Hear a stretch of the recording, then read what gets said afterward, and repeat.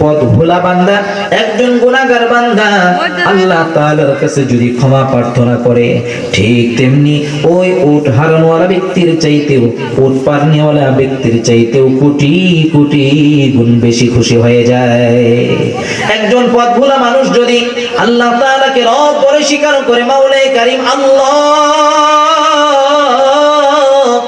ও মালিক আল্লাহ, আমি তো গুনাহ করেছি, আমি তো গুনাহের সাগরে লিপ্ত ছিলাম, হাবুডুবু খাচ্ছিলাম, ও মাওলায়ে কারীম আপনি আমাকে ক্ষমা করেন।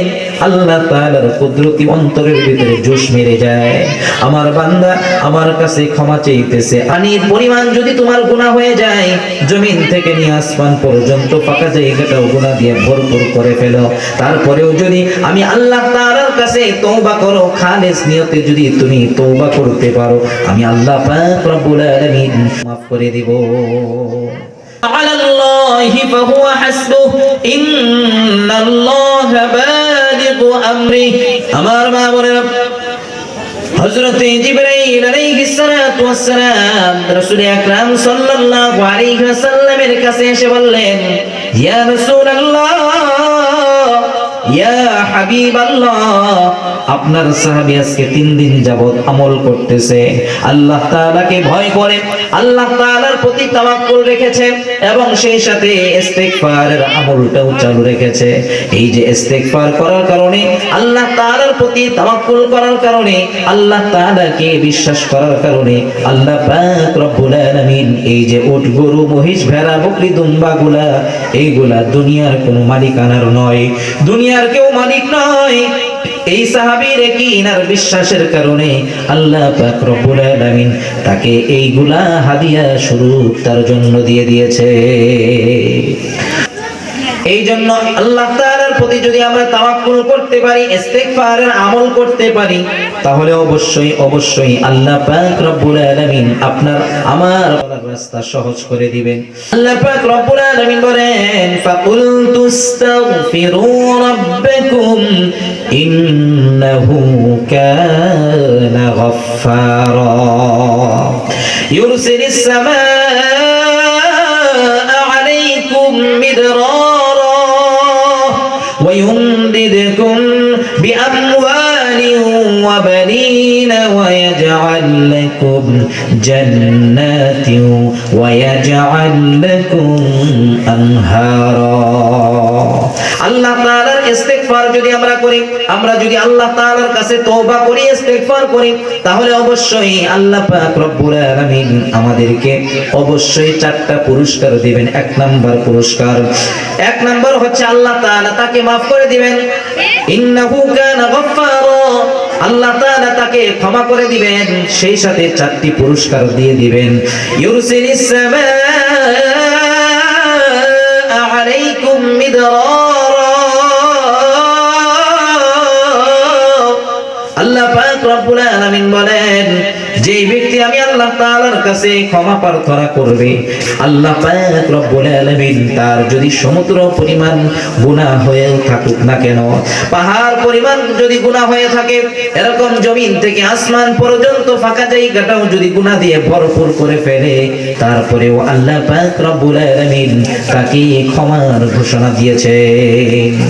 আমার মা বলেন, শুধু তাই নয়, আল্লাহ পাক রব্বুল আলামিন বলেন, লা তাকনাতু মির রাহমাতিল্লাহ ইন্নাল্লাহা ইয়াগফিরুয যুনুবা জামিআ ইন্নাহু হুয়াল গফুরুর রহিম।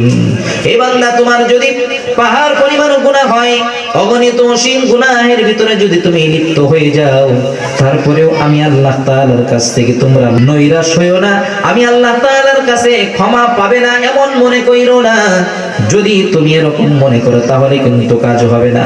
তোমার যদি সমুদ্র পানির পরিমাণ যদি তোমার গুনাহ হয়ে যায়, জমিন থেকে নিয়ে আসমান পর্যন্ত ফাঁকা জায়গাটাও গুনাহ দিয়ে ভরপুর করে ফেলো, তারপরেও যদি আমি আল্লাহ তাআলার কাছে তওবা করো, খালেস নিয়তে যদি তুমি তওবা করতে পারো, আমি আল্লাহ পাক রব্বুল আলামিন তোমার পাপগুলি আমি সমস্ত কিছু maaf করে দেব।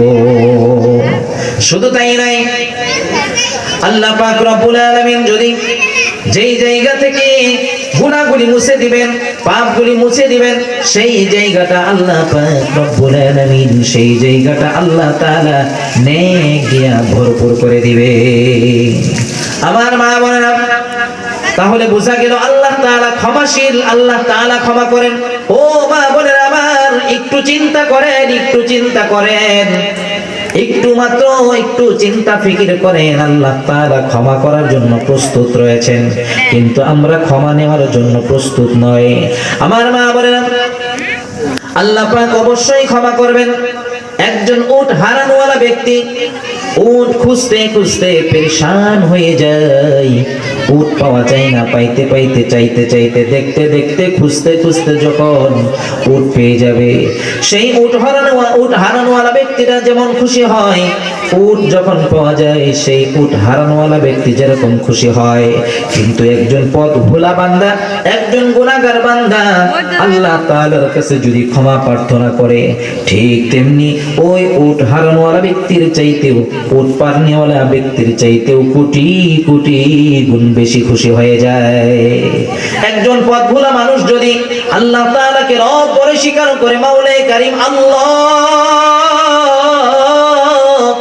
ও মালিক আল্লাহ, আমি তো গুনাহ করেছি, আমি তো গুনাহের সাগরে লিপ্ত ছিলাম, হাবুল ছিলাম, ও মাওলায়ে কারীম আপনি আমাকে ক্ষমা করেন। আল্লাহ তাআলার কুদরতি অন্তরের ভিতরে জোশ মেরে যায়, আমার বান্দা আমার কাছে ক্ষমা চাইতেছে, আমি তো ক্ষমা না করে পারি না। আমার বান্দা যখন আমার কাছে ক্ষমা চায়, আমি আল্লাহ পাক তখন লজ্জা বোধ করি ক্ষমা না করে দিলে। এই জন্য মা বোনেরা আমার, কত গুনাহ তো করেছি, কত চুগলখড়ি তো করেছি, আমরা একটু চিন্তা ভাবনা করি যে আমরা যদি আল্লাহ তাআলার কাছে তওবা করে ইস্তেগফার করে ক্ষমা চাইতে পারি, তাহলে অবশ্যই আল্লাহ পাক রব্বুল আলামিন আপনাকে আমাকে ক্ষমা করে দিবে।